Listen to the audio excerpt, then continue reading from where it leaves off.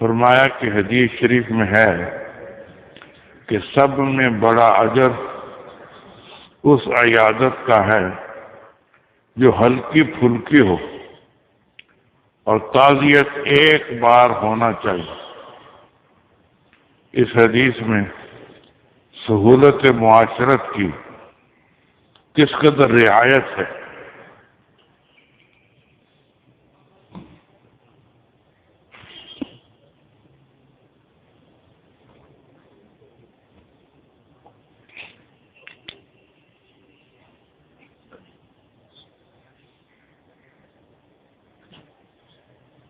اس ملفوظ میں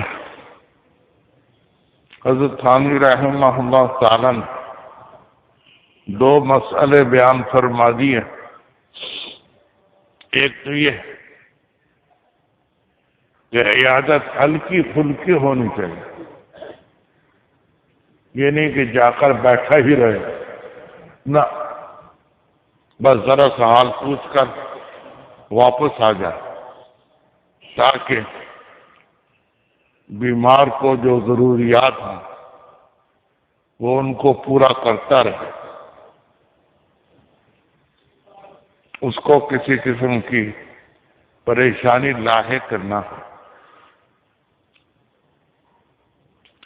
دوسرا مسئلہ یہ بیان فرما دیا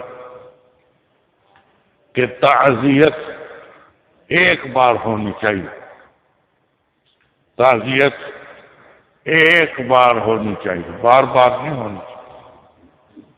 اور جو جنازے میں شریک ہو جاتا ہے اس کی تعزیت مکمل ہو جاتی، اس کے بعد گھر جانے کی ضرورت نہیں ہے۔ جو جنازے میں شریک ہو گیا بس اس نے تعزیت کر لی، اب مرنے والے کے گھر جانے کی ضرورت نہیں ہے۔ جی ہاں، کیونکہ تعزیت ایک ہی دفعہ کافی ہوتی ہے، بار بار نہیں ہونی چاہیے۔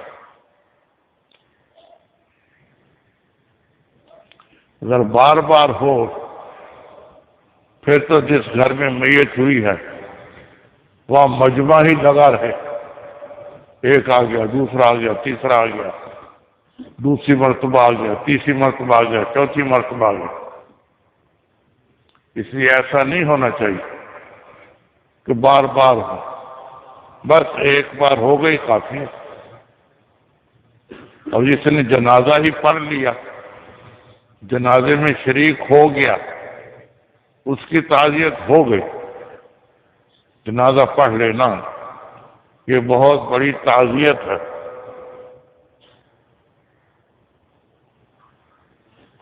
شریعت کے احکام میں بڑی آسانی ہے، ان دونوں حکموں میں کتنی آسانی ہے کہ عیادت تھوڑی سی دیر کی واپس آ گیا، بس یہ نہیں کہ اس کے بعد بیٹھا ہی رہا۔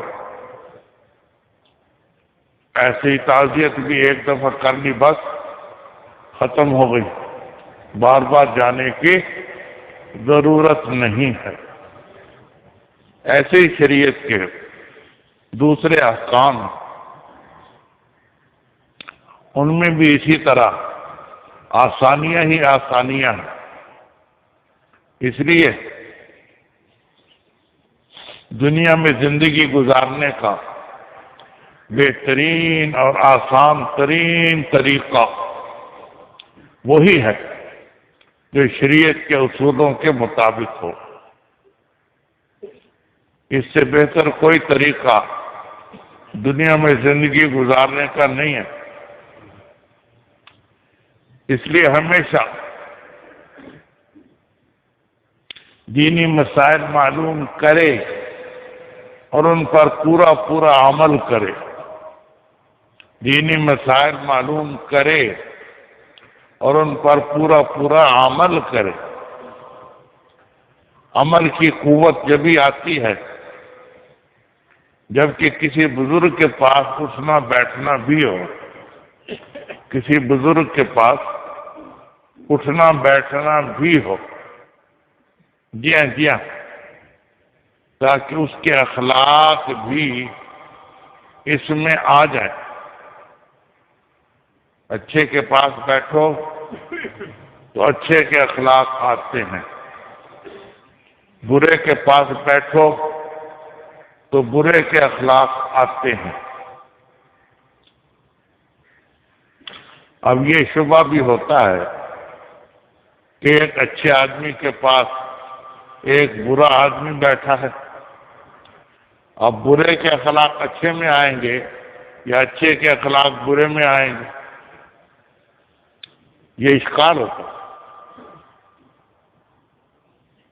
اس کا جواب یہ ہے کہ جس کا روب ہوگا اس کے اخلاق دوسرے میں آئیں گے۔ ظاہر ہے کہ روب دونوں میں سے ایک کا ہوگا دوسرے پر، اس لیے جس کا روب ہوگا اس کے اخلاق دوسرے میں آئیں گے، جس کا روب نہیں ہوگا اس کے اخلاق دوسرے میں نہیں جائیں گے۔ انگریز آئے ہندوستان میں، تھوڑے تھے، برے تھے، کافر تھے، لیکن ان کا روب تھا۔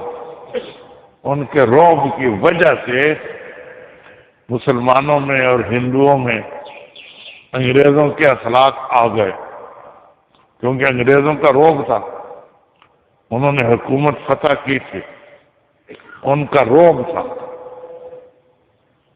اور ایسا روب تھا کہ وہ اخلاق جو آئے وہ 60 سال سے زیادہ ہو گیا انگریزوں کو گئے ہوئے، آج تک وہ اخلاق باقی ہیں۔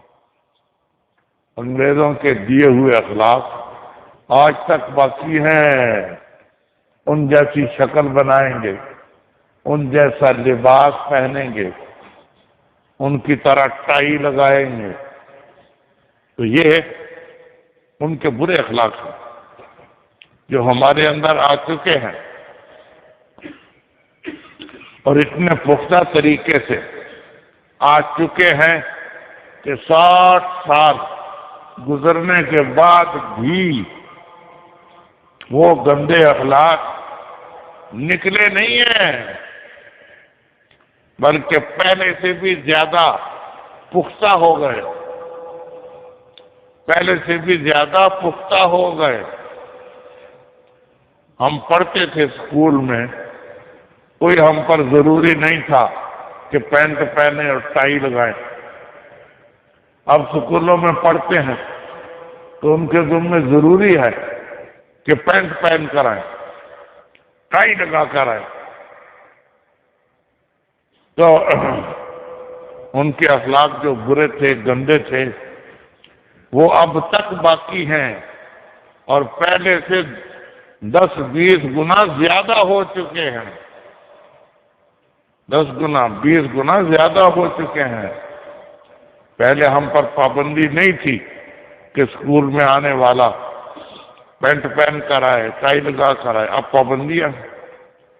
اسکول میں جو جاتا ہے، کالج میں جاتا ہے، پینٹ پہن کر آئے، ٹائی لگا کر آئے۔ یہ شاگردی اتنی زیادہ ہے کہ 60 سال گزرنے کے باوجود وہ شاگردی ختم تو کیا ہونی تھی، اور پختہ ہو چکی ہے۔ اللہ تعالی ہمیں صحیح علم عطا فرمائے۔